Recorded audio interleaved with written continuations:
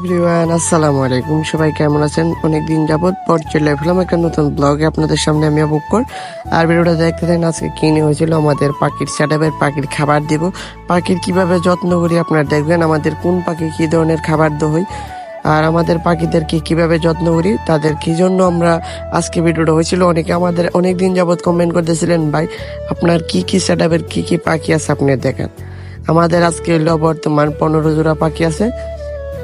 আপনাদেরকে দেখাইব কিভাবে আমরা খাবার দাবার ঠিক কেয়ার করি আর কোন ভাইয়েরা কিভাবে পালবেন, এগুলো আপনারা দেখতে পারবেন। কিছুক্ষণ আগে সফট ছিল, আমি সফট সরাই আমি এখন দিয়ে দিছি সবসময় বাজিকার যেগুলা খাবার খাই এগুলা দিয়ে দিছি। দেখেন পাখিগুলা খাবার দেওয়ার পর কি করতেছিল, আমি হাত দিয়ে দুষ্টাম দিয়ে উঠেছিলাম পাখি উঠেন। দেখেন আমি নিজে দরজা দেখেন কিতে করতেছিলাম, মানে আমি পাখি খাবার দিলে সব পাখির সাথে আমি দুষ্টাম দিয়ে করি। আপনারা দেখেন, আপনারা দেখলে বুঝতে পারবেন এর একটা পাখির সাথে আমি ক্লোজ একটা সম্পর্ক হয়ে গেছে। অনেকদিন যাবত এগুলো পাখিরে পালতেছি আমি। আর এখানে এলো 6 জোড়া পাখি আছে, আর আপনি না এনেছে 8 জোড়া পাখি। 6 জোড়া হচ্ছে লুটিনো আর ক্লাসিক হচ্ছে 2 জোড়া, 8 জোড়া পাখি আছে।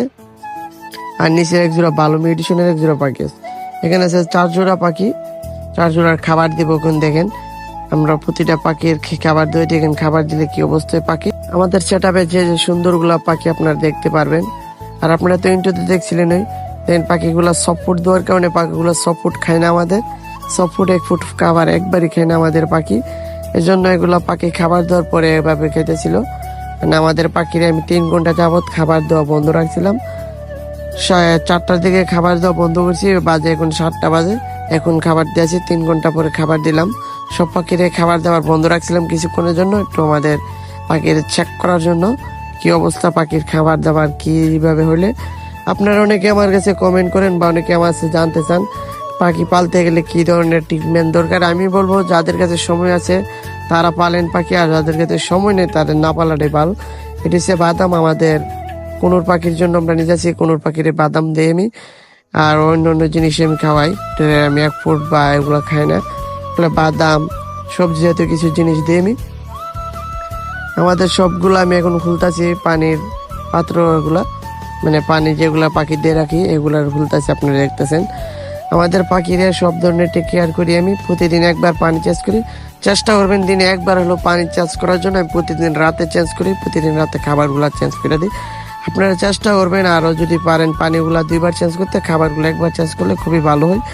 আমি সময়ের কারণে আমি পারি না, অনেক সময় দেখা যায় 2 দিন পর ও 3 দিন পর পানি চেঞ্জ করতে হয়। সময়ের কারণে আমি ব্যস্ততার কারণে আমি পারি না। আপনারা সবাই চেষ্টা করবেন ডেইলি পানিগুলো চেঞ্জ করবেন, কেন ডেইলি চেঞ্জ করলে পাখিগুলো সুস্থ সবল থাকে। আমার রুমে থেকে আমি আসি সেটা আমি আপনাদেরকে দেখেছি আমার ছোট একটা রুমের ভিতরে আমি পাখি পালি। আর আপনারা দেখতেছেন আমি সবগুলো পানি পালাই, নতুন পানি দিয়ে পাখিদেরকে আমাদের পাখিরে।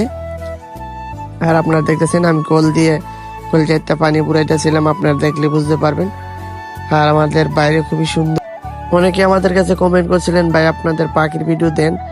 আর আমি বলি যারা পাখি পালবেন তাদের অবশ্যই জানার বিষয় আছে। পাখি পালেন সবচেয়ে প্রথম বাজিগার দিয়ে শুরু করেন। আমি বাণিজ্যিকভাবে প্রথম থেকে উদ্বিগ্ন হতে হতো, আমার বাণিজ্যিক হয় নাই। অনেক জোড়া পাখি কিনছিলাম, 10 জোড়া পাখি। এখনো আমার ডিম বাচ্চা ভালোভাবে হইতেছে না, মানে কোনো ভুলভ্রান্তিতে হইতেছে। আমি সত্য কথা যেটা বলতেছি, আমার কিছু পাখি এখনো বাচ্চা নিয়ে আসে নাই, মানে ডিম জমার পরে ডিমগুলো নষ্ট হয়ে গেছিল কিছু পাখি।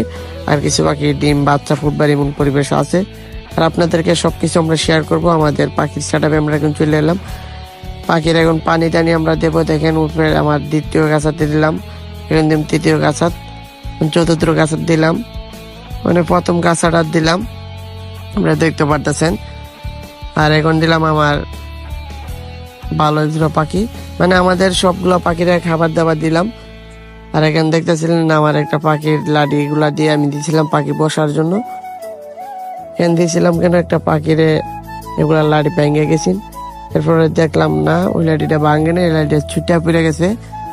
এই জন্য আমি পাখির লাডি দেওয়ার পরে চেক করতেছিলাম, সেদিন উপরটা চেক করে সেদিন উপরটা ভাঙ্গা, এই জন্য আমি খুলে পালাই দিই। আর নিচের লাডিটা বাইর করে উপরটার মধ্যে দিয়ে দিয়েছিলাম। আপনারা দেখেন, দেখলে বুঝতে পারবেন। পাখিগুলা দৌড়াদৌড়ি করতেছিল, আমি পুরো ভিডিওটা একটু স্পিড করছিলাম, ভিডিওটা একটু বেশি বড় হয়ে গেছিল, এই জন্য আপনারা দেখলেন, দেখতে ভালো লাগবে। আর আজকের ভিডিওটা আমার ছোট ভাই আজকে করছিল।